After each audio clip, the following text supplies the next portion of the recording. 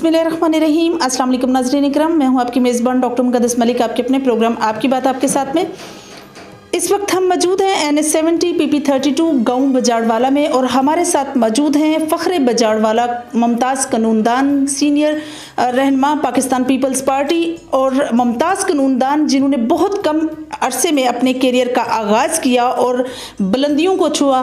तो आज हमारे साथ मौजूद हैं चौधरी ज़हीर नवाज़ डोगा साहब, जो उम्मीदवार बराए फ़िनांस सेक्रेटरी हैं Lahore high court bar association Lahore. तो नाज़रीन इकराम, ये जो इलेक्शन है ये 2002-2003 ईयर का है। सो एक साल का जो इलेक्शन है, ये हम इनसे पूछते हैं कि बार का जो इलेक्शन होता है उसमें इनका मंशूर क्या है और ये क्या इरादे हैं इनके और क्या करना चाहते हैं। अगर हम इनके करियर पर थोड़ी सी रोशनी डालें तो हमें पता चलता है कि सबसे पहले ये 2010 से 2013 तक ये एंटी क्राइम इंस्पेक्टर रहे हैं इस्लामाबाद में। और अगर हम बात करें उनके नेक्स्ट दौर की, तो वो को चेयरमैन रहे हैं lawyers police license Lahore high court Gujarat के। और इससे आगे की हम बात करें तो ये चेयरमैन एंटी करप्शन रहे हैं legal affairs committee Lahore high court Punjab के। तो नाज़रीन, इनसे पूछते हैं कि इन्होंने किस तरह से जद्दोजहद की, किस तरह करियर स्टैब्लिश किया और किस तरह से बुलंदियों को छुआ। अस्सलाम वालेकुम जी। वालेकुम सलाम। कैसे हैं साहब आप? बिल्कुल ठीक है, आपने ठीक है जी अल्हम्दुलिल्लाह। सर, सबसे पहला सवाल मेरा आपसे ये है कि 2017 में आपने यंग लायर्स फॉर्म का इलेक्शन कंटेस्ट किया एज ए प्रेसिडेंट, और मैं समझती हूँ कि 15 डेज़ के अंदर आपने डिसीजन भी किया, ज्वाइनिंग भी की और डोगा लॉ चैम्बर में आपका मतलब वो समझ लें कि फर्स्ट एंट्री भी थी। कैसा महसूस किया आपने, किस तरह से इलेक्शन कंटेस्ट किया और क्या आप वाकई प्रेसिडेंट बने थे? बिस्मिल्लाहिर्रहमानिर्रहीम। 2017 में मैंने इलेक्शन कंटेस्ट किया था वाइल्ड का, क्योंकि मैंने देखा, मैंने इस चीज़ को ऑब्जर्व किया कि यंग लेयर के बहुत सारे मसाइल हैं। तो कोई ऐसा हमारा भाई या तो हमारे ग्रुप में कोई दोस्त आ जाता, तो मैंने पहले पूछा कि कोई दोस्त विनिंग है तो वो कंटेस्ट कर दे। तो सब ने यही कहा कि आप आए, इलेक्शन में आए। तो मैंने इलेक्शन कंटेस्ट किया वाइल्ड लाइफ का। तब 2016 में मैंने कैंपेन स्टार्ट की, तकरीबन 1 साल 4 माह में। तो वो जो 1 साल 4 माह का था दौरानिया, उसमें मुझे बहुत सारा एक्सपीरियंस हुआ कि हमारे बाहर के इलेक्शन कैसे होते हैं, क्योंकि पहले तो मेरा कोई एक्सपीरियंस नहीं था बाहर के इलेक्शन के हवाले से। मैंने इलेक्शन कैंपेन की, इलेक्शन कंटेस्ट किया। 2017 में हमारे वो दिन मुनक्कद हो गया। जी। लेकिन एक हमारी बदकिस्मती थी कि वो लेवल है मेच्योरिटी का जो हमारे यंग लड़के के, क्योंकि हमारे यंग लड़के के काफ़ी बेशुमार मसाइल हैं। जब 2017 में इलेक्शन कंटेस्ट हुआ, 5 बजे पोलिंग ख़त्म होना था, 1 घंटे पहले ही हमारे 2-3 ग्रुपों की आपस में, क्योंकि हम 4 उम्मीदवार थे। जी। तो उनका ये यंग लड़का का हर साल तकरीबन कोई ना कोई इशू बन जाता इलेक्शन डे पे। ठीक है। तो वो इलेक्शन जो थे बैलेट बॉक्स वो टूट गए हुए थे।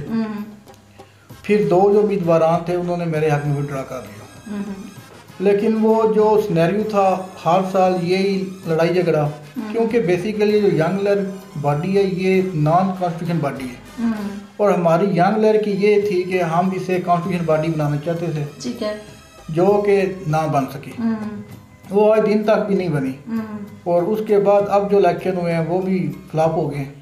लेकिन उसमें एक ये है कि एक आपका इंट्रोडक्शन और एक आपको बाहर के इलेक्शन में एक्सपीरियंस, और आपके जो हल्का बाप जो दोस्त बाहर में मौजूद हैं उनसे आपका जो तारुफ है वो इस यंग लेयर का कह लें कि वो ही इसमें बचता है और कुछ नहीं। आप फिनांस सेक्रेटरी के उम्मीदवार हैं, तो सर पंजाब बार या हाई कोर्ट बार के लिए आपका जो मंशूर है मैनिफेस्टो वो क्या है? Finance secretary Lahore high court का इलेक्शन है, ये एक बेसिकली मैच्योर इलेक्शन है। ये मैच्योर इलेक्शन है क्योंकि यंग लेयर के बाद मैंने ये डिसाइड किया कि अब हमें हाई कोर्ट पे आना चाहिए। बिल्कुल सही। क्योंकि मैं गुजरात से बिलोंग करता हूँ, तो लाहौर में प्रैक्टिस कर रहा हूँ। तो जो फाइनेंस सेक्रेटरी का इलेक्शन है ये तकरीबन पंजाब में होता है। पूरे पंजाब से लोगों ने, पूरे पंजाब में भी 4 से 5 जिला जो है उनको माइनस करके बाकी जो है वो जुरिडिक्शन बनती है लाहौर हाई कोर्ट की। जितनी भी हमारी लोकल बार है पंजाब में वो सब की जुरिडिक्शन जो है वो लाहौर हाई कोर्ट में है। तो वो अपना वोट कास्ट करते हैं। क्योंकि हमारे हाई कोर्ट लेवल पे आज तक मेरे ख्याल में 1815-7 इतनी तक ये इलेक्शन होते आ रहे हैं। और जितने भी फाइनेंस सेक्रेटरी आज तक बने हैं उन सब का सदर, नायब सदर, सेक्रेटरी, उनका आज तक नाम मौजूद है। तो हर बंदा आता है अपना कोई ना कोई मंशूर लेके। कोर्ट में हमारे जैसे कि अभी रिसेंटली हमारे एक दोस्त हैं, हमारे सीनियर हैं, भाई हैं नवाज खल साहब, तो उनका मर्डर हो गया उनके घर के सामने। लेकिन हम बेसिकली क्या करते हैं, एक दिन की मजम्मत होगी और एक दिन की हड़ताल होगी, तो उसके बाद हम वो जो वकला का खून है वो भूल जाते हैं। तो मेरा मंशूर ये है कि अगर हम अपनी कैंपेन के लिए दूर दराज इलाकों में जाते हैं, जब हम वोट मांगने के लिए जाते हैं, तो जब हमारे किसी भाई का किसी दोस्त का इशू बनता है तब हम क्यों नहीं जा पा रहे। तो मेरा ये मंशूर है, अगर मैं इंशाल्लाह अपना जो काले कोट की डिग्निटी है उसे कायम रखूँगा। अगर कोई मेरे दोस्त का इशू बना तो मैं सिर्फ पुरजोर मजम्मत नहीं करूँगा और ना इस मजम्मत का सहारा लूँगा, बजाय मैं पुरजोर मजम्मत करूँ, मैं उस इलाके में जाऊँगा, उसके घर जाऊँगा और उसका जाके मसला देखूँगा और अपने भाई के साथ खड़ा हूँगा और उसे पाया तकमील तक पहुँचाऊँगा। और जहाँ तक बात रही, जैसे राय साहब का मर्डर हो गया, उनके बच्चे मौजूद हैं, उनके बच्चों के लिए कोई रिलीफ होना चाहिए, उनकी फैमिली के लिए कुछ होना चाहिए, उनके कोई प्रोटेक्शन होनी चाहिए। जिस बंदे ने उनके घर में मर्डर कर दिया, क्या ख्याल है कि वो एक वकील थे, उनको कत्ल कर दिया गया, तो उनकी जो फैमिली है उनको प्रोटेक्शन की जरूरत नहीं है। एग्जैक्टली है, बहुत ज़रूरत है, लेकिन हमें इस पे काम करना चाहिए अपने वकला भाइयों पे। और फिर हमारे जो वकला हैं, हमारे जो हॉस्पिटल हैं, उनको हमें इस्तेमाल में लाना चाहिए। ठीक है। हाई कोर्ट बार के अंदर जो आज तक जो पासपोर्ट ऑफिस बना है वो खोसा साहब ने बनवाया है, तो उसका एक बेनिफिट मिला है हमारे वकला कम्युनिटी को बहुत ज़्यादा। हमारे वकला के जो हमारे बच्चे हैं उनके लिए कुछ सेपरेट स्कूल होना चाहिए। ठीक है। जैसे आर्मी का है, आर्मी का स्कूल है, इसी वकला का भी होना चाहिए। तो ये मेरा मंशूर है, इंशाल्लाह मैं पूरी, मुझे अल्लाह ताला के दर पे उम्मीद है, अल्लाह ताला ने मुझे कामयाब किया, तो मैं पूरा वर्क करूँगा। ज़हीर साहब, जिस तरह से आपने अभी स्कूल की बात की या बाकी इश्यूज़ की बात की कि खुदा न खास्ता नाखुशगवार हालात में जो है हमें फेस करना या उनको प्रोटेक्ट करना जो है आए, क्या इसी तरह सब वकला मिलकर कोई कमेटी इंट्रोड्यूस नहीं करते जिससे इलेक्शन के साथ साथ कमेटी भी हो, जिसमें मतलब जिसमें की कारकर्दगी ये हो कि तमाम लोगों को या स्पेशली ऐसे लोगों को फैसिलिटेट किया जाए? जी आपका बहुत अच्छा सवाल है। जो हमारा इत्तेहाद है वकला का, वो तो मेरे ख्याल में पूरे पाकिस्तान में मशहूर है। एग्जैक्टली।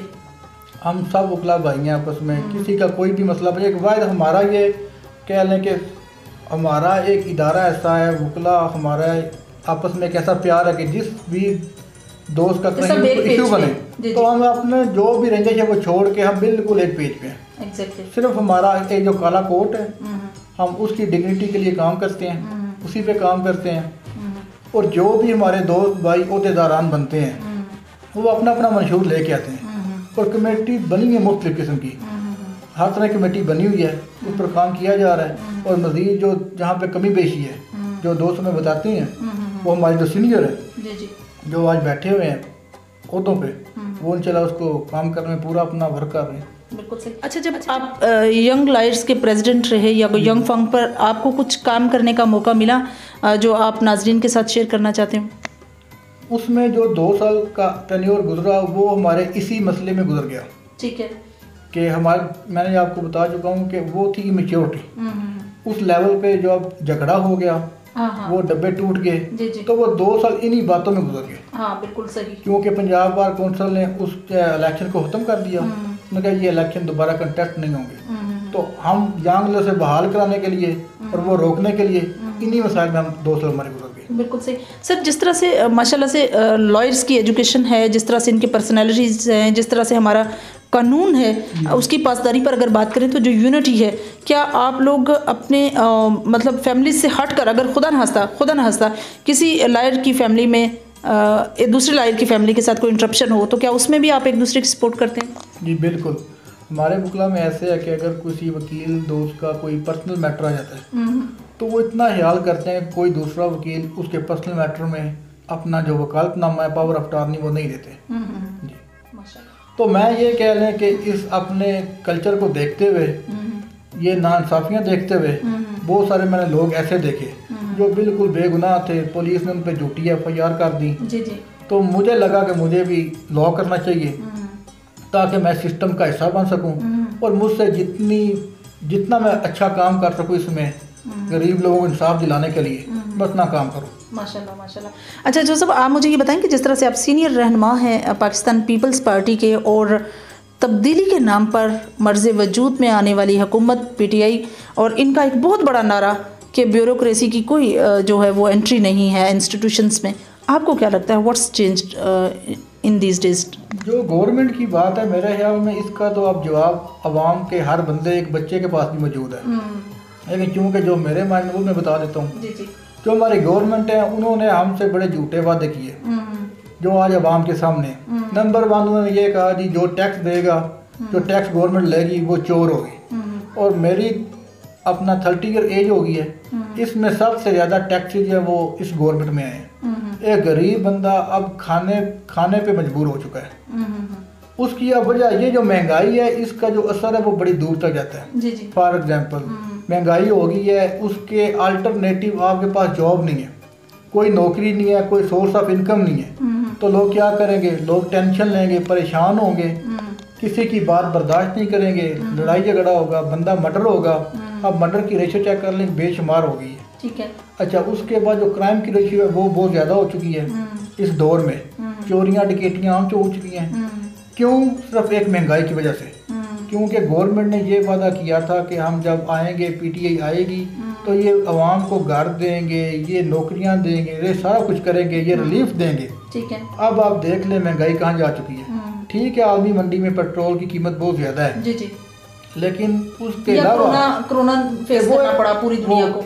बिल्कुल, वो एक अल्लाह ताला से आफत आई है, जी जी, उसे हमने जैसे भी फेस किया, कर लिया। सही। लेकिन उसका नाम, उसकी बुनियाद रख के इन्होंने और बहुत सारी ऐसी चीज़ें की हैं कि हमारी तरफ से इनका जो ध्यान है वो बिल्कुल हट जाए। लेकिन अब अवाम बहुत समझदार हो चुकी है। अब वो जो तालीम है वो पहले वाली नहीं रह चुकी।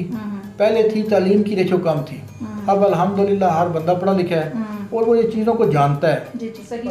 सर, आपके इलेक्शन की तरफ फिर से पलट आते हैं और आप मुझे ये बताइए कि इलेक्शन के ड्यूरेशन में, कैंपेन की ड्यूरेशन में सबसे बड़ा फोकस आपका किस शख्सियत या किस चीज़ पर होता है? फोकस है कैंपेन में, हर चीज़ पर फोकस है। फॉर एग्जाम्पल, जहाँ भी वोटर है, एक स्टेशन है वहाँ पर सिर्फ 6 वोटर हैं हाई कोर्ट में, तो वहाँ पे भी आपने जाके वोट की रिक्वेस्ट करनी है। आपने रिक्वेस्ट करनी है तो आपको वोट मिलना है, अदरवाइज आपको वोट नहीं मिल सकता बगैर रिक्वेस्ट किए। तो आपको अपने हर चीज़ पे, अपने प्रोफेशन पे, इवन के आपको अपने ड्रेस पे, हर जगह पे आपको फोकस पर्सनैलिटी पर मुकम्मल फोकस करना पड़ता है। आपका उठना बैठना, आपकी हर चीज़ नोट होती है जब आप इलाके में आ जाते हैं। तो आपको प्रॉपर प्रोफेशनल, और यही बात है जो बहुत अहम है कि हमारी बार में सिर्फ प्रोफेशनल लोग आने चाहिए, जो कि बार के मसाइल को समझते हैं, उसके बाद वो उनको हल करने में बेहतर काम कर सकते हैं, बिल्कुल अदरवाइज नहीं हो सकते। बिल्कुल सही। सर, मैं समझती हूँ कि आपकी क्या राय है कि लाइट्स की कामयाबी का सबसे बड़ा जो एक मैं समझती हूँ कि सरचश्मा है जिसको कह सकते हैं हम, या एक बहुत बड़ा क्रेडिट जो लाइट्स को जाता है, वो फर्स्ट उनकी यूनिटी है, सेकंड उनकी पर्सनैलिटी है, थर्ड वो अपने प्रोफेशन में बिल्कुल A1 है। मतलब अगर एक की बात है तो वही 10 की राय है। क्या आप इससे इत्तेफाक करते हैं? जी बिल्कुल, क्योंकि जो हमारे लायर्स हैं एक पढ़ा लिखा तबका है, कुछ ऐसे हैं जिनके पास डिग्री मौजूद नहीं, जो फेक लायर्स हैं। जो फेक लायर हैं उन्होंने हमारा माहौल जो है वो डिस्टर्ब किया हुआ है। अदरवाइज हमारे जो लायर्स हैं जो प्रॉपर एक इंस्टीट्यूशन से पढ़ कर आए हैं, वो आप कभी उनके साथ आपकी इस बार में आप कभी विजिट करें, बार में जाएं, आप वकला से मुलाकात करें, तो आपको पता चलेगा कि कितने ये वकला डिसेंट है। अल्हम्दुलिल्लाह जो वकला हैं, ये जो आप देखते हैं टीवी चैनल पे कोई लड़ाई झगड़ा, ये बेसिकली जाली वकला है। जो एक वकील है वो सिर्फ इंसाफ दिलाने के अलावा, बेशक बहुत बड़ी उसके अलावा वो कोई काम नहीं करता। यकीन करें, मेरा पूरे पंजाब में वकला से रब्ता है, मैं मुलाकात कर रहा हूँ, कैंपेन कर रहा हूँ, मुझे अभी तक कोई मायूसी, कोई ऐसी चीज़ नहीं मिली जो मैं ये कहूँ कि ये चीज़ खिलाफ जा रही है। सिर्फ जो हमारे दोस्त तो नहीं, खैर वो हमारे प्रोफेशन के साथ ज्यादती कर रहे हैं। ठीक है, क्योंकि वो जल्द वकील अभी रिसेंटली देखे, 1-2 वकील वहाँ पे जो बने हुए थे, जी जी, वो अरेस्ट किए गए हैं। उन्होंने हमारे कम्युनिटी को बदनाम किया है लड़ाई झगड़ा करके। सही। हमारे जो वकील हैं उन जैसा डिसेंट और कानूनदान जो बंदा है, जो लोगों को रिलीफ दिलाने वाला बंदा है, जी जी, वो कैसे खराबी पैदा कर सकता है? बिल्कुल सही, ऐसी कोई बात नहीं। बिल्कुल सही सर। हमारे माशरे का एक बहुत बड़ा अलमिया है, मैं समझती हूँ कि कानून में हर चीज़ को बहुत टाइम दिया जाता है, बट अनफॉर्चुनेटली जिस तरह से क्राइम के केसेस बहुत ज़्यादा हैं तो उसको भी टाइम दिया जाता है। लैंड का बहुत बड़ा इशू है स्पेशली पंजाब में, उसको भी टाइम दिया जाता है और इंसाफ दिलाने की कहीं ना कहीं कोशिश की जाती है। अनफॉर्चुनेटली डाइवोर्सिस केसेस जो हैं जब भी रिपोर्ट हुए हैं तो बहुत जल्दी जल्दी क्विकली उनको ख़त्म किया जाता है विद इन 2 और 3 मंथ। व्हाट्स हैपन दैट, क्या शादीशुदा जोड़े को सोचने की टाइम देना चाहिए? आपकी क्या राय है? चाहिए जब ये डाइवोर्स का जो केस फाइल करते हैं कोर्ट में, तो जो पहली तारीख है उस केस में वो मुसालिहत की होती है कि जज साहब उन दोनों पार्टियों को बुला के वो कहते हैं कि आप मशवरा कर लें, आपने ये रिश्ता रखना है कि नहीं रखना, मुसालिहत कर लें। जब वो ये कहते हैं कि हमने नहीं रखना तो फर्दर उसके बाद जो प्रोसीडिंग है वो स्टार्ट होती है। और बेसिकली जो मैं देख रहा हूँ कि इसकी बहुत ज़्यादा रेशियो है एक डाइवोर्स की, बहुत ज़्यादा इसलिए है कि ज़्यादातर जो मैंने देखी हैं वो शादी हो रही है फेसबुक पे। ठीक है कि फेसबुक पे उनका आपस में रब्ता होता है, उनकी शादी हो जाती है। जी जी। और जो आप बात कह रहे हैं कि जल्दी क्यों हो जाती है, 3-4 माह के अंदर उनकी जो एक रिश्ता बनाई जो उसकी बुनियाद पे, बिल्कुल सही, तो उसका आप क्या सोचते हैं कि वो पैर तकमील तक पहुंच सकता है? नहीं, वो 3-4 माह 5 माह उसकी बड़ी बहुत हो जाती है। अगर तो अरेंज मैरिज हो, अरेंज में भी होती है लेकिन वो रेशो कम है। अरेंज वाली जो है वो डाइवोर्स रेशो, जो लव मैरिज वगैरह है इनमें जो है रेशो वे तकरीबन जो है ये खिलाफ है। बिल्कुल सही सर। आपको किस तरह से एस्टिमेट हो जाता है कि जो लोग आए हैं इनमें क्राइम करने वाला जो है वो बेसिक कौन है? इन्वेस्टिगेट किस तरीके से? आपकी सेंस जो 6 सेंस है हर इंसान की तेज़ होती है, लेकिन लाइट्स की स्पेशल वाली कौन सी है जो मतलब आइडेंटिफाई कर लेती है? ये मेरे ख्याल में आपका बड़ा मेन है क्वेश्चन। जी जी। वो ये है कि जब एक बंदा एक सिस्टम का हिस्सा रहता है, सारा दिन उसने यही काम करना है, तो जो 6 सेंस है ये तो अल्लाह ताला ने हर इंसान के अंदर दी है, ऑब्जर्वेशन की भी दी है। क्योंकि हम इस सिस्टम का हिस्सा है, हमारा दिन में 12 घंटे चाहे 13 घंटे हमारा यही काम है जी जी। कि हमने इसी पे फोकस करना है, इसी पे काम करना है। तो सारा दिन ये काम कर करके हमें ये चीज़ का पता चल जाता है कि ये जो FIR है ये झूठी है, इस बंदे को ये इलीगल है, इस बंदे को इलीगल फंसाया गया है, पुलिस जो ज्यादती कर रही है। तो इस तरह से हमें पता चल जाता है कि ये जो बंदा बेसिकली जिस पे FIR दर्ज है ये FIR जो है वो झूठी है, तो ये केस झूठा है। और हमारे माशरे में इतनी गलत प्रैक्टिस स्टार्ट हो गई है इन पुलिस वालों ने तो शुरू कर दिया, वो ये है कि झूठे मुकदमा दर्ज होते हैं और एक बंदे का फ्यूचर सारा खराब हो जाता है। सब जिस तरह से आप बजाड़वाला में रहते हैं और वेलफेयर की बात की जाए तो फलाही काम तो हर सियासी समाजी लोग करते हैं और माशाल्लाह से आप तो एक अच्छी नोबल ख़ानदान से रिलेशन है आपका। आप मुझे ये बताइए कि फलाही काम में आपने कौन कौन से काम करवाए और प्लस आपके वेलफेयर में क्या कंट्रीब्यूट है आपका? जी हमने जी काफ़ी अर्सा देखा गवर्नमेंट को, ये जो आप बाहर गलियाँ देख रहे हैं जी जी, ये गलियाँ अपनी मदद आप तहत बनी है, इसमें हमारी गवर्नमेंट ने नहीं बनाई। ये जो बाहर गली बनी है ये मैंने खुद बनवाई है माशाल्लाह सही। और उसके बाद हमारे सारे गांव में इकट्ठा होकर, हमारे नाले का बड़ा मसला था, इशू था, अगर बारिश हो जाती तो बच्चे गिरते पानी में, कोई हाल नहीं था। तो हमारा सारा गाँव इकट्ठा हुआ, इकट्ठा होकर उन्होंने प्लान किया तो हमारे नाले बने। उसके बाद जो हमारा बेसिकली मेन इशू था वो ये था कि जो हमारा पानी था वो ख़राब था, पानी का बहुत ज़्यादा इशू था, हर बंदा बीमार था, जो बच्चे थे वो बीमार थे। तो क्योंकि गवर्नमेंट इस तरफ देखा ही नहीं, उनके अंदर एहसास ही नहीं, तो फिर उन्होंने सब ने मिल के हमने ये जो फिल्टर लगे हुए हैं, ये 4-5 फिल्टर हैं जो गांव में लगे हुए हैं, तो अब जो पानी है वो बिल्कुल साफ़ है। फिर हमारे इधर अपने एक हमारे भाई हैं वो फार्मर हैं, वो आए तो उन्होंने देखा कि काफ़ी जो गलियाँ हैं वहाँ पे लाइटें मौजूद नहीं, तो उन्होंने फिर पूरे गांव में लाइटिंग करवाई माशाल्लाह। जैसे हमारा कब्रिस्तान है, वो हमारे भाई हैं अपने, वो अभी चले गए हैं अमेरिका, उन्होंने बहुत जिम्मेदारी ले ली कब्रिस्तान में, मतलब पूरे गांव ने स्टेप बाय स्टेप जो कब्रिस्तान में, क्योंकि हमारी जो आखिरी जगह है वो तो कब्रिस्तान है और वहाँ पे हमारा ध्यान ही नहीं, हमारे दिल में ये बात ही नहीं कि हमने यहाँ से जाना भी है कि नहीं, हम और काम में मसरूफ़ हैं। सही बात है। तो ये मैं समझता हूँ कि मैं दाद देता हूँ उनको कि उन्होंने हम सब ने मिल के जो कब्रिस्तान का काम है वो किया। वहाँ पे जो लाइटिंग है, अगर रात को कोई बंदे की डेथ हो जाती है, जनाजा पढ़ना है, तो जो हमारे दूर दराज इलाके से मेहमान आते हैं उन्हें कोई इशू ना हो, जो जिन्होंने जनाजा पढ़ना है उन्हें कोई मसला दरपेश ना हो, वहाँ लाइट की जरूरत थी वो करवाया। तो फलाही गाँव में यही मौजूद है। बिल्कुल सही। जो सब जिस तरह से पंजाब के कल्चर भी है और पंजाबियों की शान भी है डेरे बनाना और उनको सस्टेन रखना, और सबसे बड़ी बात जो हमें पंजाबियों को विरसे में मिलती है डेरों की शान को बढ़ाए रखना, क्या आप भी अपने लायर्स, अपने लॉ चैम्बर को भी, अपने इलाके को भी और अपने गांव को भी और इसी तरह अपने डेरे को भी टाइम देते हैं? जी बिल्कुल, ये तो हमारा ग्रास रूट पे बात है, हमारी पहचान ही है। सही। इससे तो हम हट सकते नहीं। तो मैं सैटरडे संडे इधर अपने गांव में होता हूँ, अपने दोस्त अहबाब के पास। जो मेरे क्लाइंट्स इधर मौजूद हैं उनके साथ मेरा राब्ता है, वो संडे को मेरे पास इधर ही मौजूद होते हैं। तो सैटरडे एंड संडे वो मैं गाँव में। बिल्कुल, आप अपने डेरे पे अपने लोगों को टाइम दें। आप अपने फिनांस सेक्रेटरी के उम्मीदवार होने के साथ साथ बाकी मामलात में भी और यूथ को भी और एक पढ़ी लिखी कौम को भी और पाकिस्तानियों को लास्ट मैसेज क्या देंगे जिससे वो अपनी अंदर यूनिटी का भी काम अपने अंदर सस्टेन रखें और साथ ही अपने कामयाबी की तरफ राग़िब हों? मैं सबको एक ही पैगाम दूँगा, जो बड़ा मेरे ख्याल में आप भी मेरे साथ इस बात में मुत्तफिक होंगे। जी। हमारा जो फैसला हो वो हमारा अपना हो। हम किसी के बात मानने पे अपना फैसला ना करें। हम खुद चीज़ों को देखें, चीज़ों को ऑब्जर्व करें, क्या ठीक है क्या गलत है, हम उसमें मुआवजा करें। और कम से कम हमें कुछ वक्त अपनी ज़ात को भी देना चाहिए। और हम अपनी ज़ात से पूछें, उसके साथ सवाल करें, वो हमें जवाब दे कि हमने किस जगह पे जाना है। हम बेसिकली धड़ा में पड़ गए कि एक घर इस साइड पे है तो दूसरी साइड पे नहीं। अगर हमने अपने मुल्क को, अपनी कौम को बचाना है, अगर हम तरक्की याफ्ता चाहते हैं तो हमें अपना डिसीजन हर बंदे को अपना लेना चाहिए।